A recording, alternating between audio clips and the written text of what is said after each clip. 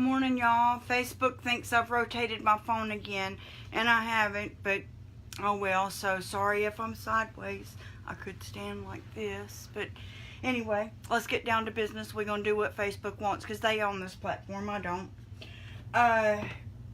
I ran in here this morning and put another coat of the DIY crinoline on this vase.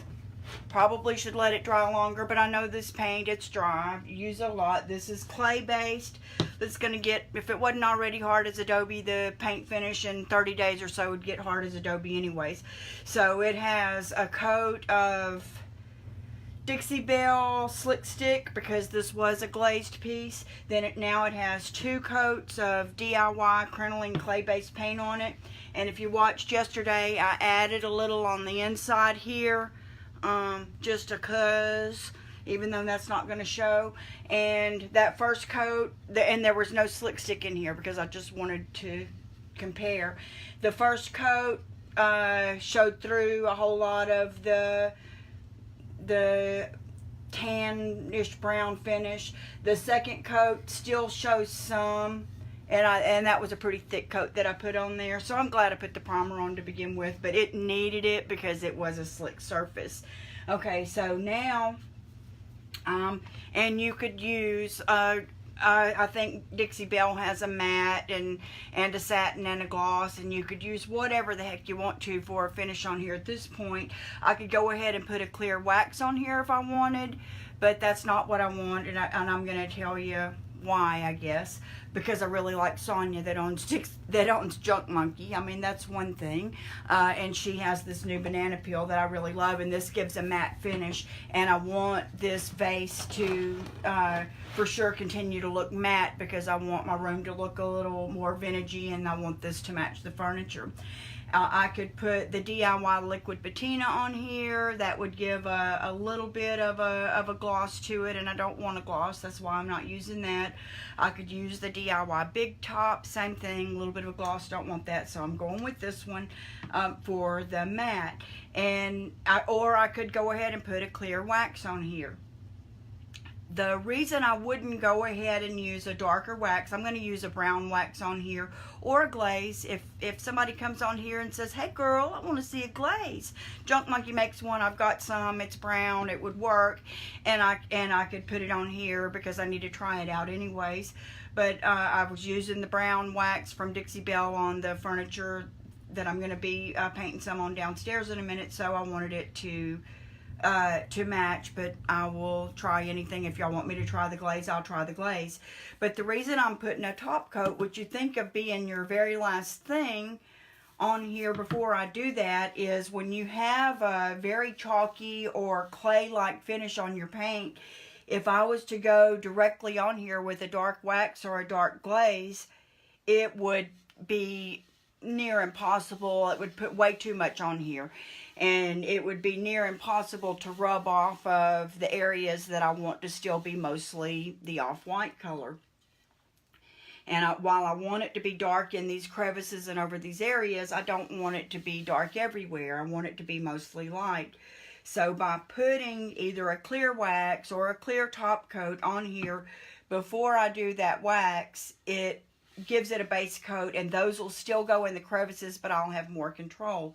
I can still use a clear wax afterward as a bit of an eraser if I get too much dark on here, but that's why you would put that. And here's one more tip. I painted this morning. Went to breakfast with my grandson and my husband. I had to go get a new battery put on my car at the Lincoln Place, so I woke up at 4 something, and I'm like, well, I may as well make use of the day. So I came in and put this on here. But it's sometimes a good idea to mix a little bit of your paint color with your top coat so that it doesn't leave any streaks. I don't think this would anyways, and I'm mostly being lazy, but there is a reason for it, and I thought I would share that with you. This is my cup that I've used for a long time, and that I soak my brushes in before I go and wash them.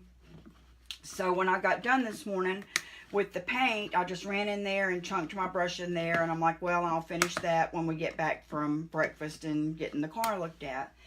And then whenever I went in there, and I keep a 5-gallon bucket next to my paint table, and I dumped the water out of this because it does have paint residue in it into that instead of down the drain, because we live in the country and we have a septic system rather than city sewer. So I don't want to clog up the septic system. Those things are expensive. You want it to work right. Last thing in the world I need is a sewer issue in the yard. So I don't want to be the one to mess anything up. So we know these Paint Pixie brushes hold a lot of water, so I'm just going to dab it in here. But it still has a little bit of the crinoline on it, which is cool by me.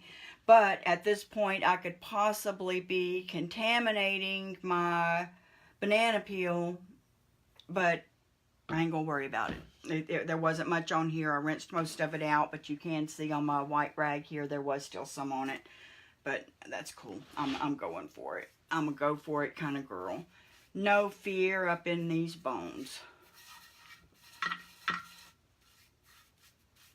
So downstairs, yesterday morning, I moved the dresser out. I moved the nightstand that's finished back into the bedroom. I moved the dresser into the living room because that's where I'm painting at, because it's too dang hot and sweaty and humid and all those things in Louisiana for me to be working outside. And we don't have a garage. We have a yard, a big old yard, and so I don't have some place like that to paint in. We do have a workshop, and I could go paint any time of the day down at my husband's workshop, but that comes back to sweat and humidity and heat, and I'm a sissy girl. I'm too old for that. Most of the time, I think I ain't too old for anything. I am too old for working out in the humid heat of Louisiana. I don't like it, so I'm not going to do it. If you want to do it, send me a picture of you out there being brave, and I'll share it with all my friends and tell them you're the bravest girl I know. Put your big girl panties on and you get out there and do it. I do have my big girl panties on, but I ain't going to be sweating. Or not too much. Anyway, so I'm popping this banana peel on here. Look at, if you want to look up, I have a link for this if you want to look up some info, and I'll try to remember to put it down in there later. She has some nice colors of paint that I'm dying to try. She just came out with a new kind of bright green and a purple, and I'm going to order some of that. She has good paint. I have a couple of her glazes that I haven't used yet, and I love the banana peel, so I'm going to have to reorder some of that, and I'll probably order some of that for the store as well. But,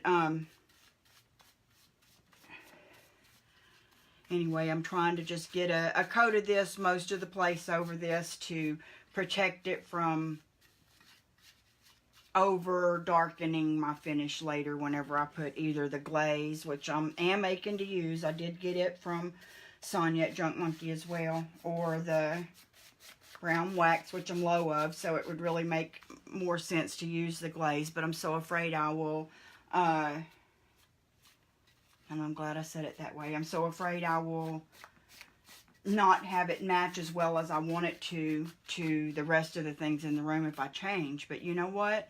I'm here to conquer fear. I shall allow no fear to control me, what I do in my life and my things and my creativity. So I think I just convinced my own self to try the glaze. And when I do, I'll share that with you. As if you've ever been afraid of working with something different than what you normally work with, that you'll mess it up or ruin the work you've put into it already and all those things. I'm trying to be encouraging to you to not let those fears get to you, to be brave, to hop on in there and do it. And how can I set a good example of that if I'm afraid to use a brown glaze? I've used brown glaze 1,000 times in my life, homemade ones where I just watered down the paint, but I wasn't doing it over a chalk-based or a clay-based paint, and maybe that's where a little bit of fear comes in. So maybe, you know, I worked many years in advertising, and we were taught if one person comes in and request or calls and requests a song, then you know 100 other people want to hear the song. Or if one person calls in and complains or mentions something, then that represents at least 100 other people who are thinking it too, but didn't take the effort to call. So if I'm thinking this morning that I have the fear of not wanting to try something new because I'm afraid of messing something up, then maybe there's one of you today that's feeling the same way. And if I don't set a good example, shame on me. Why am I here? Morning, Candy. I'm setting good examples here this morning. Your son is downstairs cleaning my pool. How about that? How about that for grandma time? Okay, and let me get some. I think went all the way around with that. Just double checking. So sometime today, it's my goal to get back up here and paint that. But I'm going to lug this light and all this thing that I got going on here downstairs with me and paint that dresser. That is going to happen today. And I asked my husband Eric if I could paint his grandmother's rocking chair to match the other things in the room, because it is part of my inspiration for the room. And like with my grandmother's buffet and things like that, it made me feel good to repurpose it and paint it and have it be a centerpiece in my living room or in my sunroom that I really, really liked. And he said no. I guess it means something to him just exactly like it is, and that means something to me, that it means something to him. So we will not be painting the rocking chair. We're going to love it just as it is, and it's going to be perfect. Okay, so now we have, it looks a little glossier up there than it does in person, but obviously it's still soaking wet. But we've got this coat on here. Now I'm going to have to rinse this banana peel out real good. I talked about not rinsing this brush out real good between the paint coat and this top coat. But now this stuff is going to harden, and I don't want the bristles to my fancy schmancy brush. I'm banging the lid on here with a butter knife. To mess up the bristles of my brush. I've had that happen, and then you can watch my videos on what to do if you do let that happen. I used something called Crud Cutter, and it took me like 2 days and all kinds of stuff to get that out. But so now it has 1 coat of Dixie Belle primer, or not primer, but Slick Stick, because it was so glossy. 2 coats of, and I couldn't scratch it off. I did give it the scratch test afterward. 2 coats of the crinoline, because that's the color I'm painting the furniture. 1 coat of banana peel, and then I'm going to come up here and I'm going to be brave, and I'm going to put that brown glaze on here. So y'all be thinking about what a success that's going to be, because I'm not going to accept a failure. We're going to make this work out. And I will see you, those who want to check back in. If you're considering repainting the furniture in one of your bedrooms and you're still a little bit scared, that's the next video that I'm going to do, and it will be coming up within the half hour. Thanks. Bye.